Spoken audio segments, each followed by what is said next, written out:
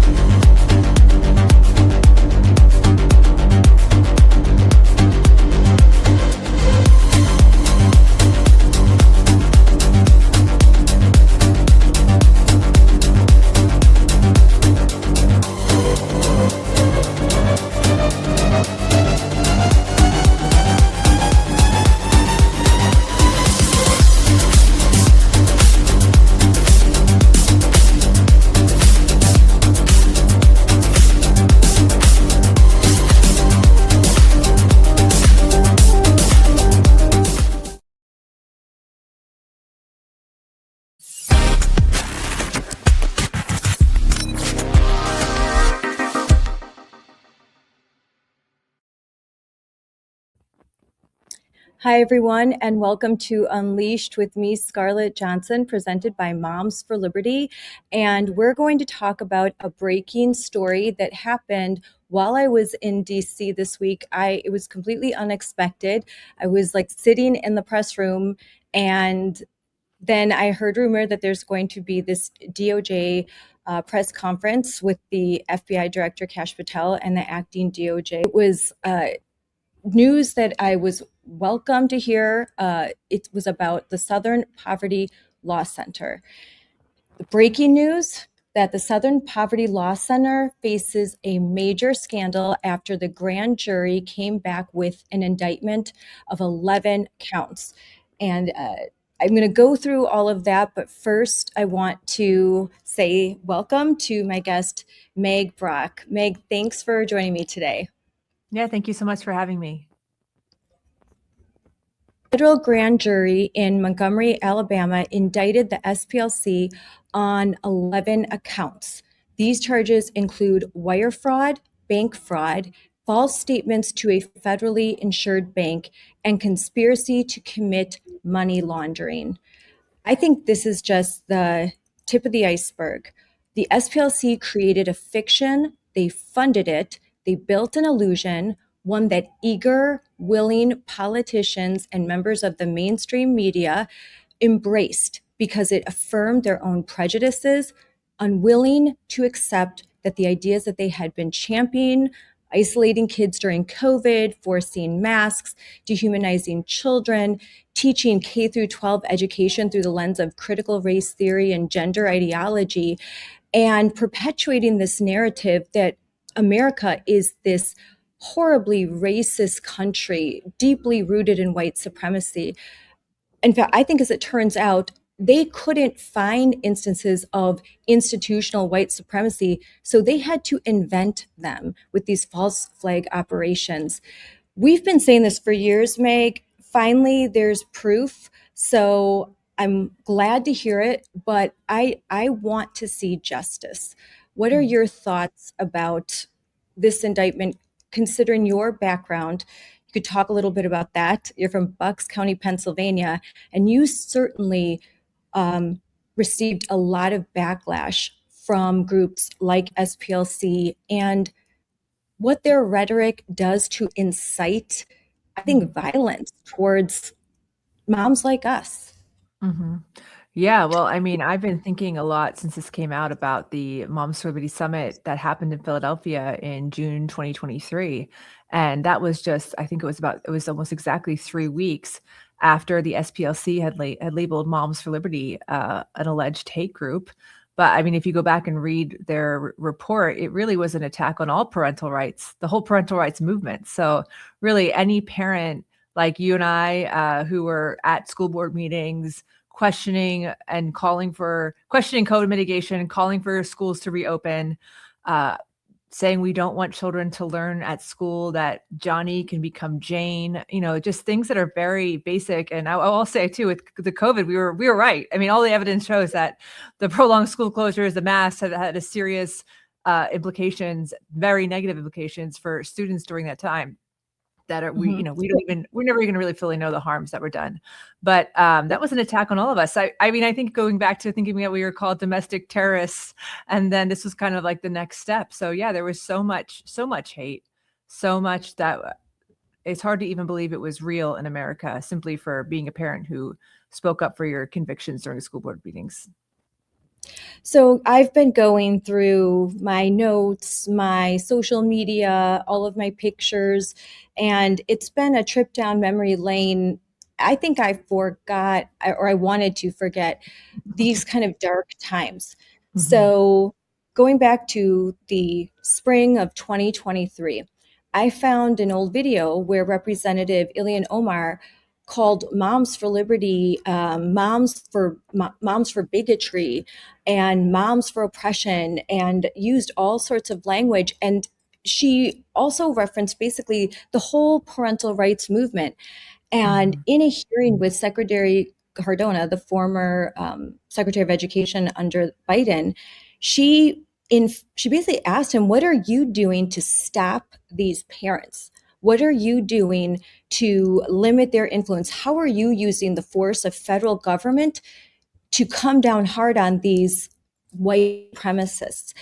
She said that in May of 2023. Less than a month later, the SPLC put Moms for Liberty on its hate map, designated us as a domestic terrorist organization, an anti government group alongside Antifa, the KKK, very radical, extreme groups. We are just moms that went to school board meetings. We gave some fiery speeches, but there was no violence, there was no violent rhetoric. It was just Mhm. moms trying to get involved, and successfully so, and getting involved in school board races and winning.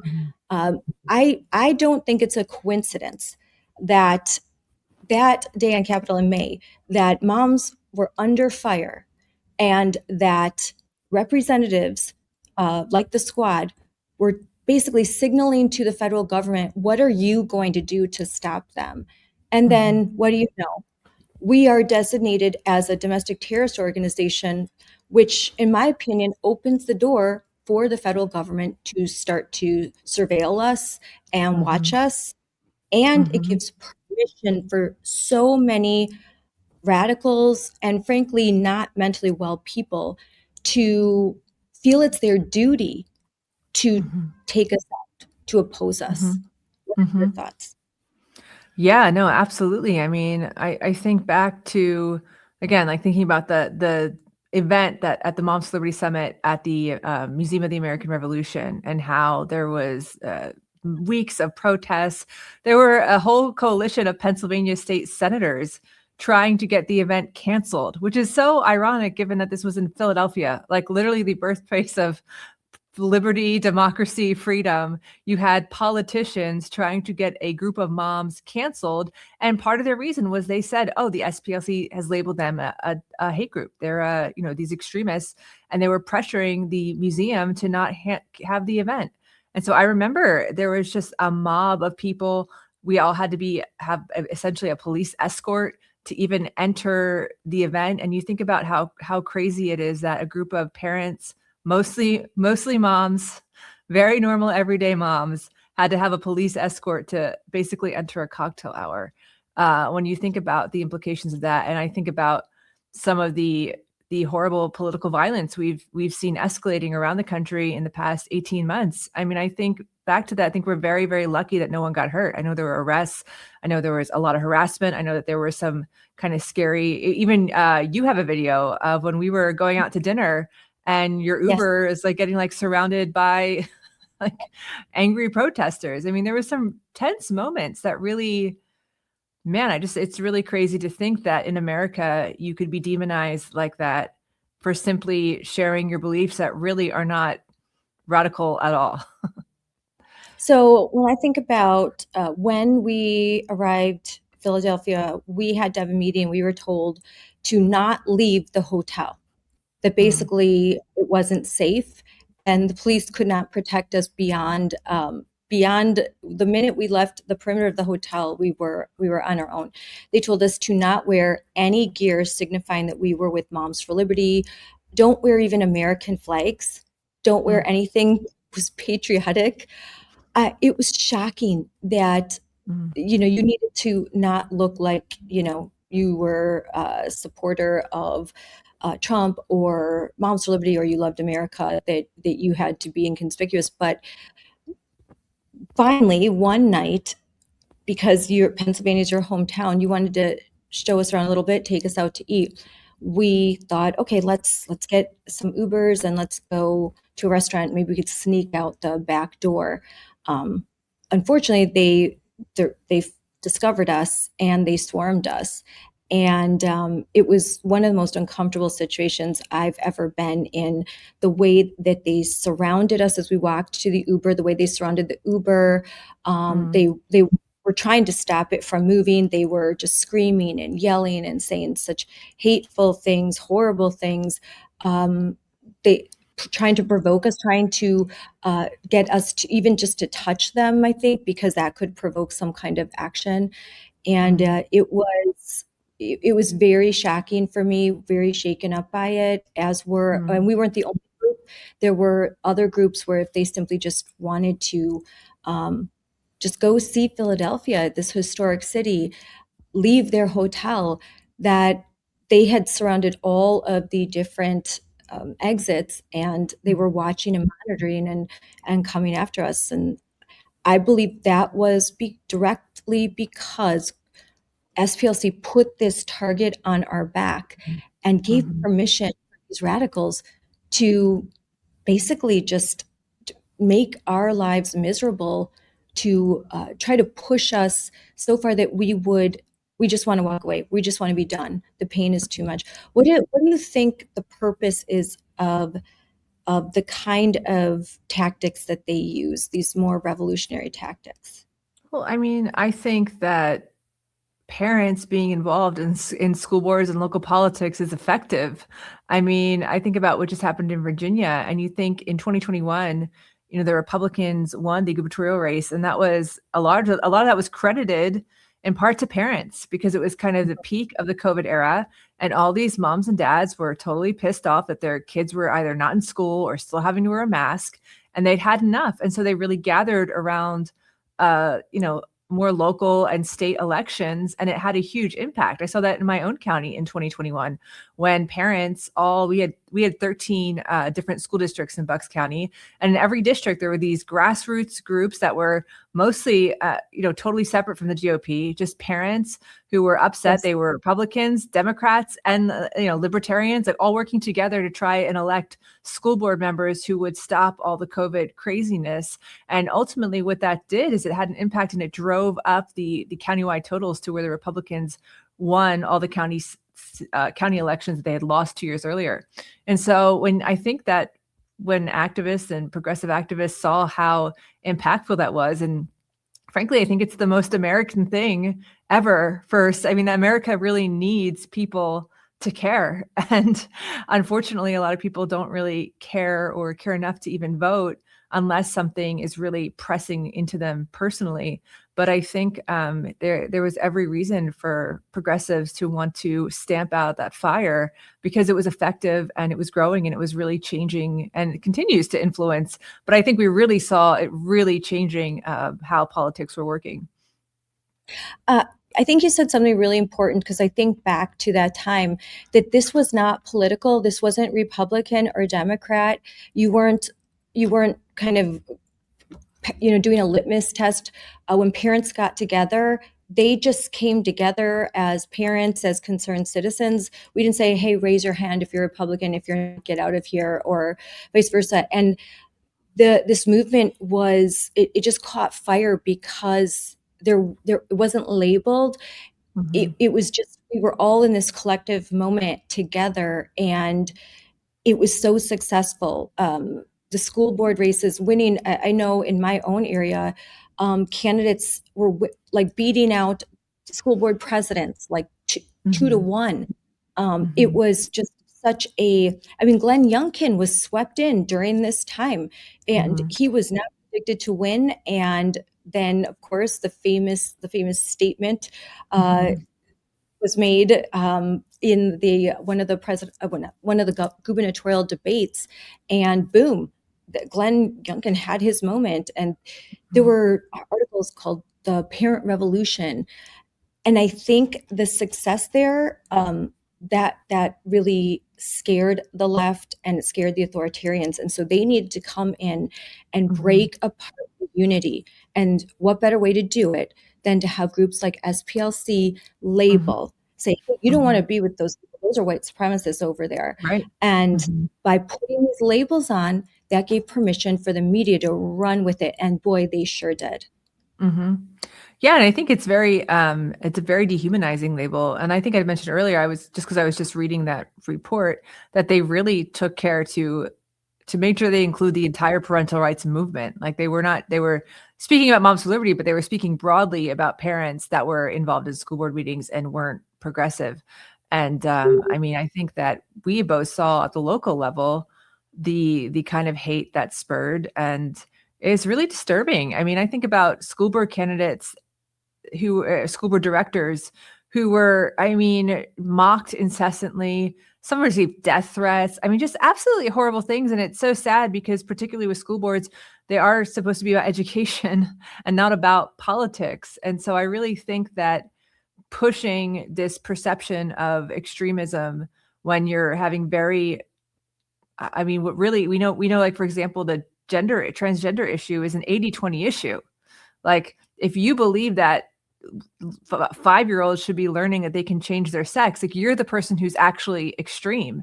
And yet the Yes. SPLC labeled parents like you and I who have said, no, we should not be teaching this dangerous ideology to children, that we were extreme and hateful bigots, fascists for doing that, when really the numbers tell the story. So I think you're absolutely right.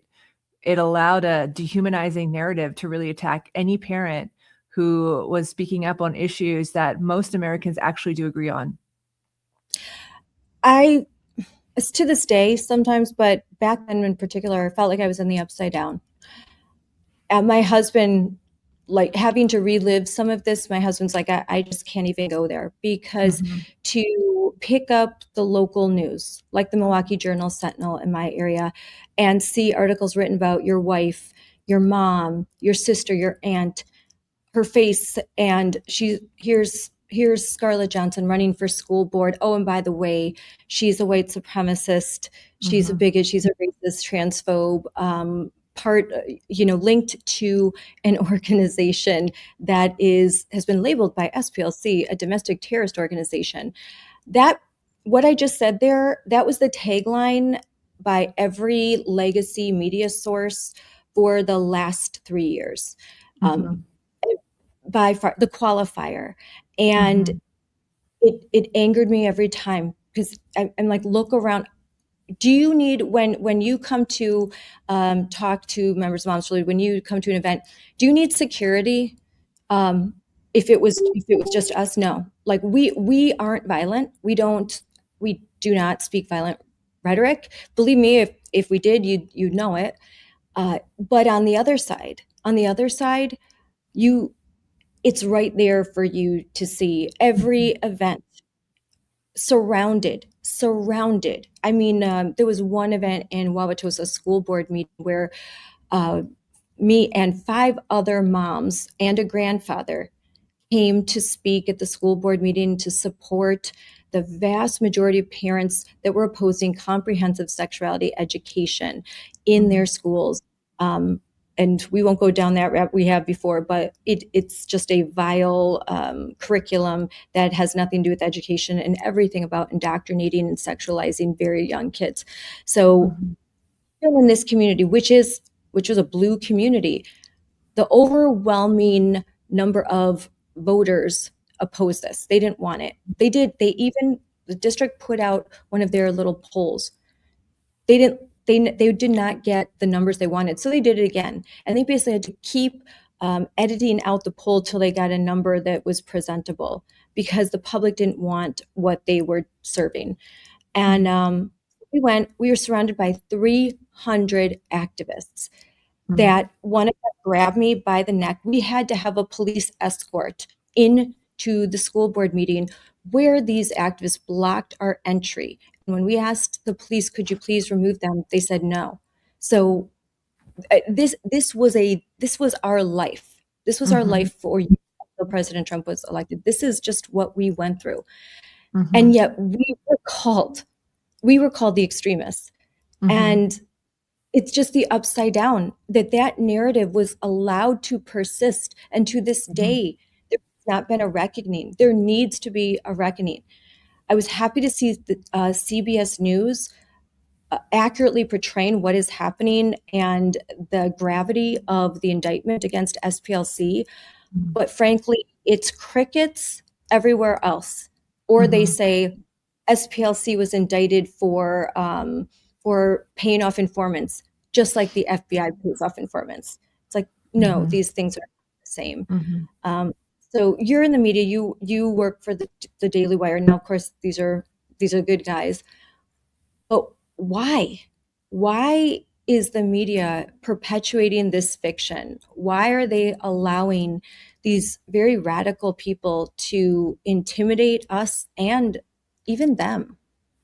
Well, I think we know that most of like the majority of legacy media is captured and has a huge bias to the left. I mean, you talked about local journalism. I mean, I remember that being a big thing for me as well, of having these local newspapers constantly smearing you or covering all of these stories in a very one-sided way. So, I mean, I don't really think it's that surprising. I think that's probably what we would expect at this point.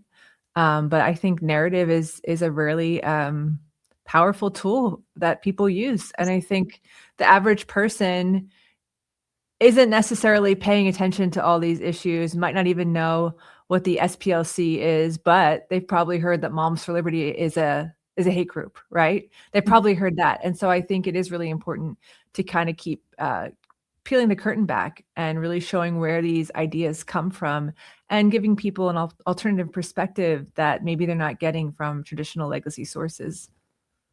You're an investigative journalist. Just looking at these initial grand jury indictments, do you think that there's more? Do you think where there's smoke, there's fire? Do you think the SPLC acted alone? It's the only organization doing this sort of thing. Do you think that there are some politicians that were aware of perhaps what they were doing? Do you think that there's going to be more investigation, that we're going to learn more? Yeah, I mean, I'm not an expert in the legal field, so I don't really know in terms of what will happen, but I do think with human nature, I mean, we know that people, politics, power, it's all corrupts people and there's a lot of corruption. So I think that I'm sure as this investigation continues, we're going to learn a lot more, and I hope we learn more. I hope we really are able to get full transparency and to see what happened, who, what, where, whens, so we can be more informed as the public and have a reckoning of how how how these lies and these actions damage real people. I think that's the part that normally is really missing in a lot of this, is that you think of how it really damaged and harmed, caused real harm to so many parents on the ground who don't have the money to hire a security team, right? Like you're talking about walking into a school board meeting full of angry people that hate you and would love to see you harmed. I mean, essentially, it's a scary feeling. It's very unsettling. And I think it takes a lot of courage to continue just making sure you use your right as an American to share your opinion, to share your voice, to engage with your community. But yeah, I think that there's probably so many stories of people who've been really harmed throughout the country by these labels. So I'm very excited to read your article when it comes out.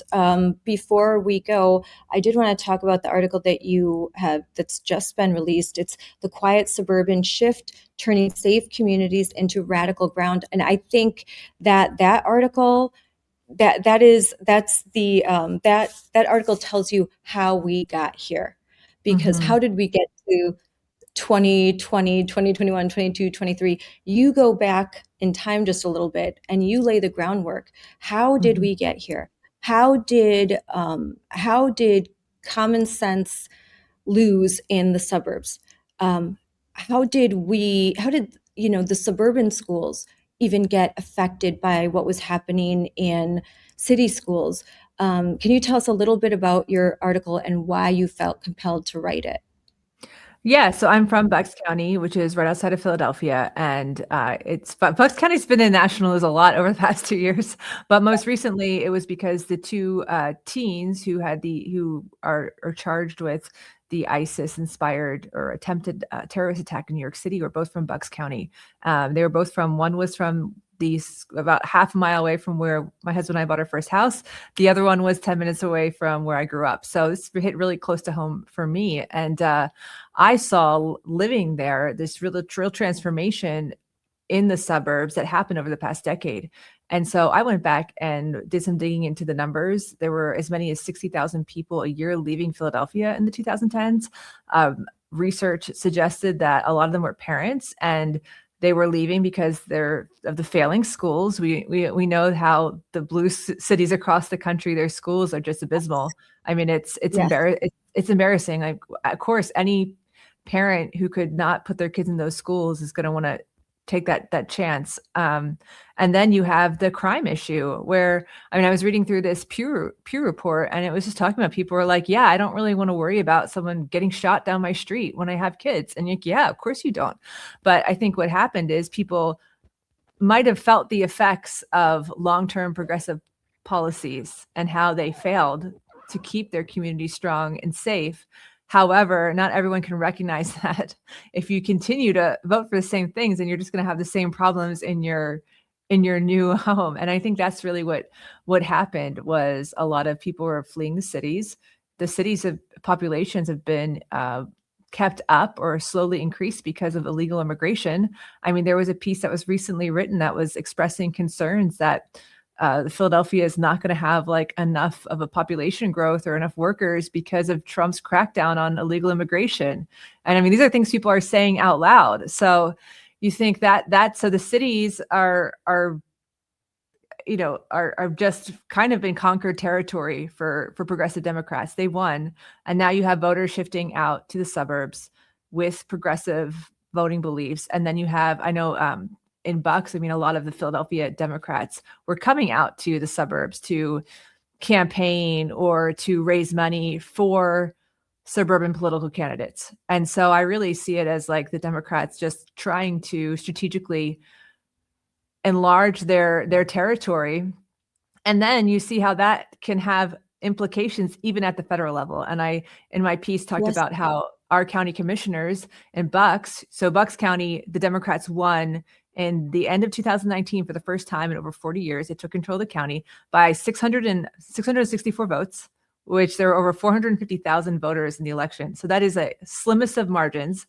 And in 2024, they actually voted to violate established election law in Pennsylvania, and it was a huge news story. If you remember back to November Yes. 2024, the Pennsylvania commissioners, those are my people, those are my commissioners who sued me 5 times, were viral for like 2 weeks. And so that is just an example of, like, you think about, I think a lot of times the conservative movement kind of leaves local people who are fighting these wars, like you're saying, at school boards behind. But I think it's a real miscalculation because you lose those elections. Well, you lose like the people who are running elections. You lose schools, which means like you lose what's being pumped into the minds of the future. I mean, the local elections can have so many consequences that people don't really think about. So yeah, it I was have so definitely a many thoughts. trip down memory lane for me to write that down my Yes. personal trauma. I have so Yeah. many thoughts with what you said. First of all, lots of times conservatives, Republicans talk about ROI, return on investment. The return on investment when you invest into local elections is high. If Mhm. you put some money, talent, and effort into these local elections, if you find good candidates and then support them and help them, give them the resources, training they need, but also provide them with enough funds and campaign staff to actually run a good campaign. And it's they're getting more and more expensive, but back before COVID, I mean, a very small amount of money would go a long way.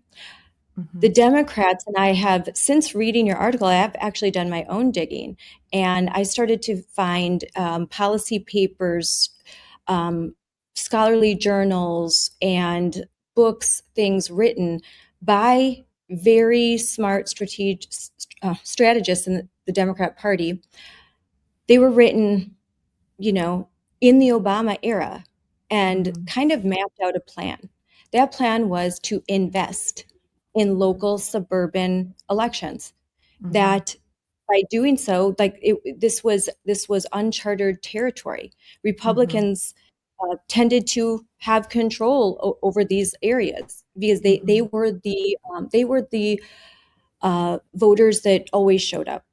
Mhm. They're educated, they're in suburban areas, they show up rain or shine, they vote on election day. Democrats had voters kind of that, there's been a little bit of a switch. They have the voters that um, show up for big things, not a lot of small things. So Mhm. they had a strategy and they invested. They built a machine. We run campaigns. They think Mhm. way farther ahead than that. They Mhm. build machinery, and they really infiltrated institutions. Mhm. We are trying to catch up, but unfortunately, it's still a blind spot for us. We do not invest in local elections. We don't invest enough in state elections. And when we have power, we don't use it.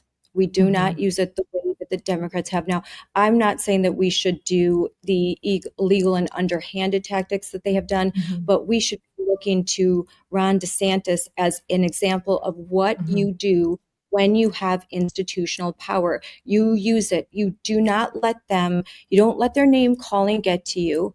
If Mhm. you have Republicans that are kind of sold out, you primary them, and you keep this agenda going, and you keep building, and you really dig in and get this institutional power back, wrestle it Mhm. back.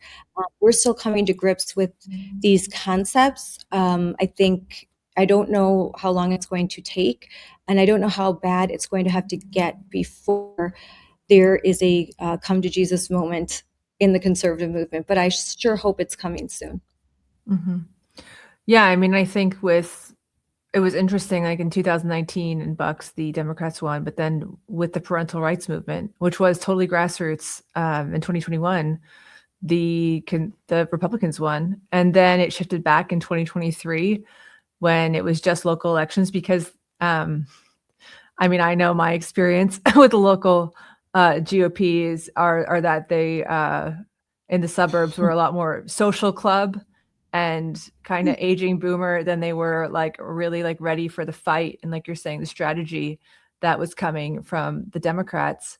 And so Bucks lost in 2023, and then there was a whole influx of national attention in Pennsylvania in 2024. So Trump took Bucks in 2024, and then the Democrats swept the county again in 2025. So it just is, I don't know, Bucks is such a fascinating place. Like I was not engaged in politics before or cultural issues before uh COVID, so I never really paid attention to it. But now I'm like, wow, I really lived through something like a place that's quite fascinating in terms of the swings and really what's happening across America. So I think they're definitely things worth thinking about and paying attention to.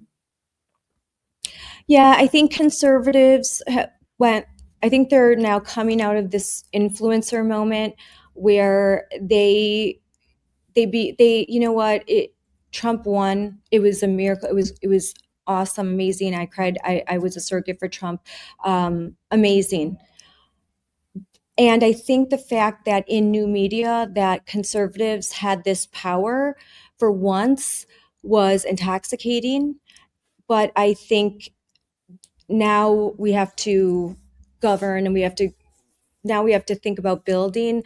And I think there are many that just want to keep reliving the win of November 2024, and how great it was in the beginning of 2025. They just want to keep reliving that. And they need to wake up and smell the Marxism, because it's coming, it's Mhm. here. And Mhm. if we keep hiding out in an echo chamber, patting ourselves on the back, then we're missing the whole thing. We're missing what's really happening. And so and now we see influencer infighting and all of this garbage. So while I appreciate everyone watching this show, I think people need to watch a lot less, and they need to be engaging more, and they need to be touching grass and be out in their community and aware of what's happening in their community and still fighting for their community. That's how we won. We Mhm. won because Trump's messaging and his campaign was brilliant, and it was ever present. He campaigned so hard, harder than anyone harder than any politician I've seen in my lifetime. But you don't stop after that win. You have to keep going. You have to keep winning on ideas, and you can't get trapped in the echo chamber. And so I think that's my message. What is yours as we come to an end? I mean, I've been researching the gender issue for the past 3 years, and I would just tell parents that to stay on guard and, why do things like school board elections matter so much? Well, I mean, I think the gender issue is a huge one because I see the 2 main entry points for children into this psychosis being the internet and apps and schools.